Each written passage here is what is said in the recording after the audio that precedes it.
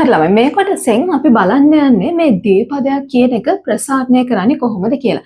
එතකොට මේ දීපදේ ප්‍රසාරණය කරන එක මම කියලා දෙන්න කලින් මම ඔයගොල්ලන්ට මේ කියලා දෙන්න ඕනේ මේ වෙලාවේදී මේ අර ඔයාලට මතකද අපිට තියෙනවා ධන සංඛ්‍යා තියෙනවා ඍණ සංඛ්‍යා තියෙනවා ඒවා එකතු කිරීම සහ ගුණ කිරීම මම හිතන්නේ දැන් සමහර ළමයිට පැටලෙනවානේ මම ඔයාලට කියලා දෙන්නම් ඒක කොහොමද කරන්න කියලා. හරිද? ඔන්න බලන්න. මෙතන අපි ගත්තොත් එහෙම 2 ධන 3 අපිට ගන්න පුළුවන් කීයද? මේක මම මතක තියාගෙන ඉන්නේ මේ පොඩි ට්‍රික් එකකින් ඒක ගත්තොත් මෙහෙමයි. හරිද? මම මේ කියන්නේ මම දැන් නම් මට මේක ගන්න පුළුවන්. හැබැයි මම ඒ කාලේ මේ සුළු කිරීම කරේ දැන් මමත් ඉතින් ඔයාලගේ වයස දැන් පහු කරලානේ ආවේ. ඒකට මටත් ඒ කාලේ ටිකක් අමාරුයි. ඒකට මම මතක තියාගෙන හිටියේ මෙන්න මේම. හරිද? දැන් මම ගන්නවා ධන කියන එක මේ කොල්ල කියලා. හරිද? ඊට පස්සේ මේ ඍණ කියන්නේ කවුද? මම මතක තියාගන්න ලේසි වෙන්නේ මම ගන්නවා කෙල්ල කියලා. ඊට පස්සේ මොකද කරන්නේ? බලන්න කොල්ල දෙන්නෙක්ට දැන් අපිට මේ ඉස්සරෙන් මේ දෙක කියලානේ තියෙන්නේ. එතකොට මෙයාට ලකුණක් නැත්නම් අපි හිතනවා එයාට ඔරිජිනල් හම්බෙන ලකුණ මොකද්ද? ධන. හරිනේ.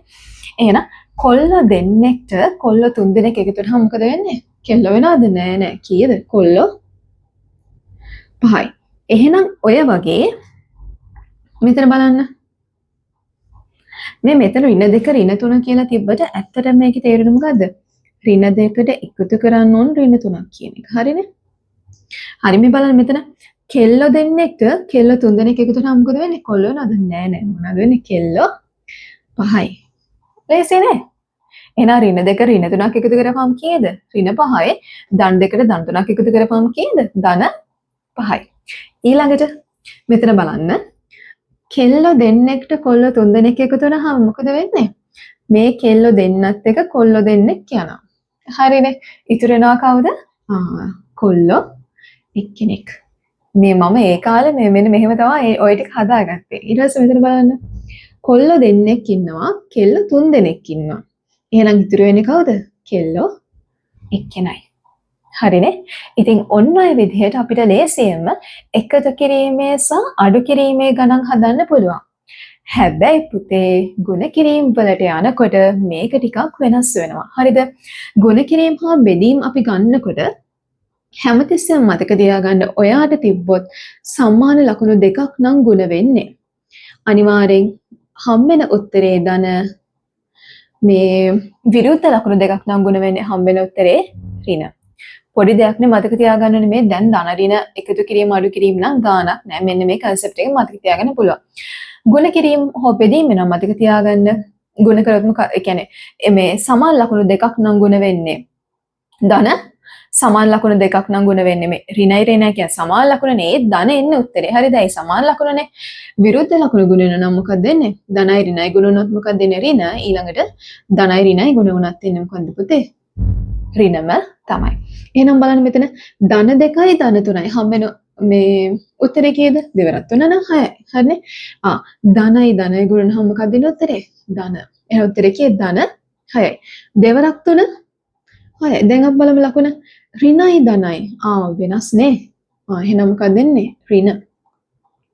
තුන්වරක් 2 6යි. ධනයි ඍණයි ගුණ වෙලා උත්තරේ මොකද්ද? ඍණ. මෙතෙන්ටත් දෙවරක් 2 අරන් තියෙන දෙවරක් 2 ඇවිල්ලා 4යි. සමාන ලකුණු දෙකක් ගුණුනහම උත්තරේ කීයද? ධන. එහෙනම් මෙන්න මෙතන තියෙනවා ධන 4යි. මම හිතන්නේ දැන් ඔන්න මේ ටික ඔයාලට පුළුවන්. හරිනේ? දැන් අපි යමු මෙන්න මේ ටික සුළු කරගන්න. හරිනේ? හරි. එහෙනම් ඔය වගේ ගන්න දැන් ඔන්න මේ ටික ඔයාලා ලියා ගන්න. හරිද? මම මේ ටික ඔයාලට සුළු කරන්නේ කොහොමද කියලා දෙන්න යන්නේ. ඔයාලට මෙන්න මෙතන බලන්න වරහන ඇතුලේ පේනවා මොකද? ද්විපද. මේ පිටින් තියෙන අමතක කරන්නකෝ බලන්න. මේ තියෙන්නේ ද්විපදයක්. හැමතිස්සෙම පද දෙකක් තමයි තියෙන්නේ. එකතු වෙලා හරි අඩු වෙලා හරි පද දෙකක්. එහෙනම් මේ මොකක්ද තියෙන්නේ? ද්විපදයක් තවත් පදයකින් ගුණ වෙලා එක පදයකින් ගුණ වෙලා තියෙන්නේ. හරිද? ද්විපදයක් තවත් තනි පදයකින් ගුණ වෙලා. බලමු අපි මේ වගේ අවස්ථාවල මේක සුළු කරන්නේ කොහොමද කියලා. මේක සුළු කරන්නේ වරහන ඇතුලේ තියෙන පද සියල්ලම මෙන්න මේ පිටින් තියෙන කෙනාගෙන් වෙන වෙනම ගුණ කරන්න. තේරුණා නේද? හරි. ඔයාලා මේක ඔයාලා දැන් කොලේක හදනවා නම් නෝට් එකක් දාගන්න රතු පෑනේ. මේ මොනවාද? පද දෙකක් තනි පදයකින් ගුණ කරන විට මොකද කරන්නේ? වරහන ඇතුලේ ඇති පද සියල්ල පිටින් ඇති පදයෙන් වෙන වෙනම ගුණ කරන්න. හරිනේ? හරි. මල් ළඟ තියෙනවා කවුද? x ධන 4. එහෙනම් මම මොකද කරන්නේ? මෙයාවත් ගුණ කරනවා වෙන වෙනම. එහෙනම් මට එනවා මොකද්ද? 3 ගුණ කරනවා x වලින්. ඊළඟට මැද තියෙන ධන ලකුණනේ. එයාව දාන්න ඊළඟට. ඊට පස්සේ 3 ගුණ කරනවා 4ෙන්. හරි.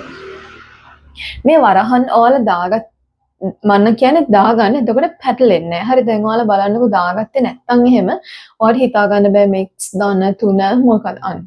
ඉතින් ලේසිනේ වරහනක් ඕක දාගන්න එක මහලුක දෙයක් නෙවෙයිනේ හරිද? හරි. එහෙනම් මෙන්න මේ පදේ ගුණ වෙලා මොකද? 3 වරක් x.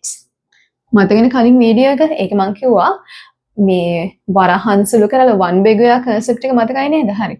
එහෙනම් 3 වරක් x 3x.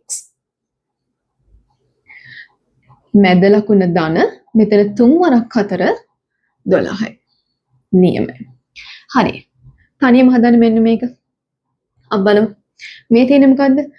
හැමතිස්සෙම එළියෙන් තියෙන පදෙන් ඇතුලේ තියෙන පද සියල්ල වෙන වෙනම ගුණ කරන්න. හරිද?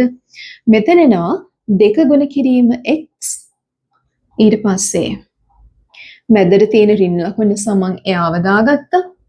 ඊට පස්සේ මොකක්ද වෙන්නේ? දෙක ගුණ කිරීම 1 සමානයි. දෙවරක් x 2x. දෙවරක් 1 2යි. මැදට තියෙන මොකද්ද? ඍණ ලකුණ. ලේසි නේද? හරි. ඊළඟට බලන්න. මෙතන එනවා මේ එළියේ තියෙන පදෙන් හැම පදයක්ම ගුණ කරන්න. එතකොට එනවා ඍණ 3 ගුණ කරන්නලු මේ x ගුණ කරන්න ඍණ 3ෙන්. මැද ලකුණ මොකද්ද? ඍණ. ඊළඟට ඍණ 3 ගුණ කරන්නලු 1ෙන්. දැන් අපි මෙතන ඍණ කියලා ගත්තනේ ආයෙ ඍණ එක මෙයාට දීලා එහෙම පටලවා ගන්න එපා. අපි දැන් ඍණ කියන පදේ අරන් වල. දැන් අපිට ඉතුරුලා තියෙන කවුද? 1. එහෙනම් 1 ගුණ කරන්න කීයද? ඍණ 3ෙන්. කොහොමද එන්නේ? ඍණ 3 වතාවක් x. මම අර මෙතන මේ දැන් කලින් ගත්තේ 3 වරක් x 3යි x. ඍණයි ධනයි ගුණ වුණාම මොකද වෙන්නේ? වෙනස් පද. ඒ කියන්නේ වෙනස් ලකුණු දෙකක් තමයි ගුණ වෙන්නේ. එහෙනම් අපි දාන්නේ ඍණ. ඊට පස්සේ මෙතන මැදට දානවා ඍණ. 3 වරක් 1 3යි. හරිද? එතකොට මේ බලන්න ධන මම ඉලක්කම ගුණ කරලා ඉස්සලා 3 වරක් 1 3යි. දැන් බලන්න ලකුණු ගුණ කරමු. ඍණ වතාවක් ධන මොකක්ද දෙන්නේ? විරුද්ධ ලකුණු ගුණ කරනවා නම් අපිට හැමතිස්සෙම එන්නේ මොකද්ද? ඍණ. මෙහෙම දාන්න පුළුවන්ද? බැ. ඒක නිසා මෙයාව වරහන් කරන්න. හරිද? දැන් බලන්න මේ නික අපිට මෙතන ඉස්සරහින් එක දාගන්න පුළුවන්. තේරුණාද? අපිට ඕනම එකක් එකකින් ගුණ කරොත් ඒ සංඛ්‍යාවම එන නිසා අපිට එහෙම කරගන්න පුළුවන්. මෙයාව මම තවදුරටත් සුළු කරොත් මට එනවා මෙතන මොකද්ද? ඍණ 3යි x ඍණයි මම නිකන් මෙතන එක දාගන්න එක දාගත්ත කියලා වැරද්දක් නෑ. වැරද්දක් නැති නිසා තමයි දාගත්තේ. එක් වරක් 3යි. ඍණයි ගුණ කරපුවම මොකද්ද? සමාන ලකුණු ගුණ වෙන. එහෙනම් උත්තරේ කීයද? ධන. එහෙනම් ඔන්න ඔහොම තමයි මේ ප්‍රකාශනය සුළු වෙන්නේ. ඊළඟට ගන්න මෙන්න මේක. මොකද්ද කියන්නේ?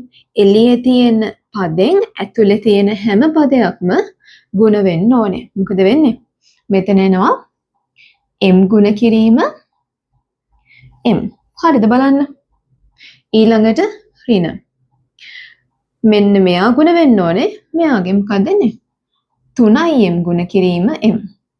දැන් මේක මේ පිළිවෙතම ලියන්න ඕනේ නැහැ. හරිද? ඔයාලට m ගුණ කිරීම 3m ලියුවත් හරිය. මොකද පද දෙකක් ගුණිතයක් විදිහට ලියන්න තියෙන්නේ. එහෙම අර මේක පිළිවෙලට මෙහෙම එහෙම එකක් නැහැ. හරිනේ? හරි. දැන් බලමු මෙතන. මෙතනින් ඔයාලා ඉගෙන ගන්න ඕනේ concept එකක් තියෙනවා. ඒ තමයි මෙන්න මේක. හරිද? ඔයාලට ලියන්න පුළුවන් x ගුණ කිරීම x. මොකක් හරි පදයක්. ඒ පදෙන්ම ගුණ වෙලා තියෙනවා නම් අපිට ආව ලියන්න පුළුවන් ඒ අදාළ පදේ ලියලා මේ කී වතාවක් ගුණ වෙලාද? දෙවරක් ගුණ වෙලා. හරිනේ? ඊළඟට x ගුණ කිරීම x ගුණ කිරීම x ගුණ කිරීම x ගුණ කිරීම x. මෙතන මොකද්ද කියන්නේ? x තමා ගුණ වෙලා තියෙන්නේ. කී පාරක් ගුණ වෙලාද? 1යි 2යි 3යි 4යි 5යි. x ගුණ වෙලා 5 පාරක්. හරිනේ. එහෙනම් අපිට මේක ලියන්න පුළුවන් x වල 5 වෙනි බලය කියලා. ඔන්න ඔය වගේ මෙන්න මේක කොහොමද ලියන්න පුළුවන් අපිට? m ගුණ කිරීම m. ඒ කියන්නේ මොකද? m කියන එක දෙපාරක් ගුණ වෙලා. හරිනේ. ඊළඟට මැදට තියෙන ඍණ ලකුණ. ඊළඟට මොකද මෙතන? හරි. මේ වගේ එකක් ගුණ කරද්දී දැන් mm කියන එක එකම කාණ්ඩේ අකුරනේ. ඊට පස්සේ අපිට ආයෙ මෙතන තියෙනවා ඉලක්කම්. ඉස්සෙල්ලාම ඉලක්කම් ටික ගුණ කරලා අපි සාමාන්‍ය ඉලක්කම් තමයි මුලින් දාන්නේ. හරිද? ඒකින්ද අපි ඉස්සෙල්ලා ඉලක්කම් ගුණ කරලා එහෙම දාලා ඊට පස්සේ මොනවා හරි m මේ අකුරු තියෙනවා නම් ඊට පස්සේ ගුණ කරමු බලන්න. අනිවාර්යෙන් තුන දැන් මෙතන m ඉස්සන එකක් තියෙනවානේ. එතකොට එතන 1m තමයි තියෙන්නේ. එතකොට තුන් වරක් එක 3යි.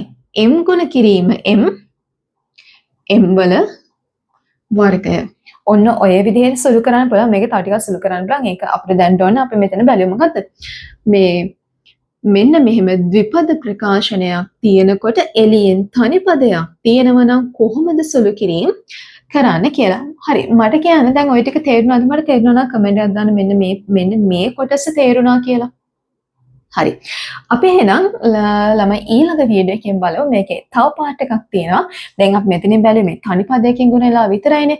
අපි එහෙනම් බලමු ඊළඟට කොහොමද මේ ද්විපද ප්‍රකාශනයකින්ම ගුණ වුණාම සුළු කරන්න කියලා. හරි. මේ වීඩියෝ එක මෙතනින් ඉවර කරමු.